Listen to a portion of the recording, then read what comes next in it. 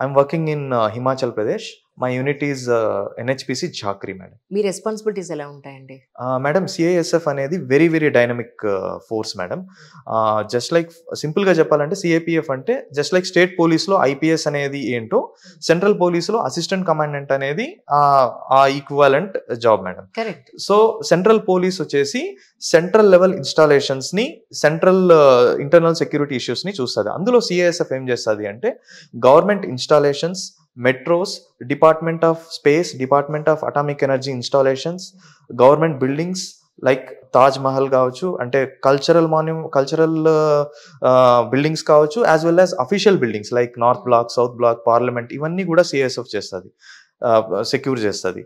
And దీంతో పాటుగా Delhi metro, that is our biggest unit. Even airport లో కూడా ఉంటారు కదండి. Yes madam, airport, seaport, shipyard, steel plant, iron ore mining sites ఉన్నాయి. Places. Yes madam.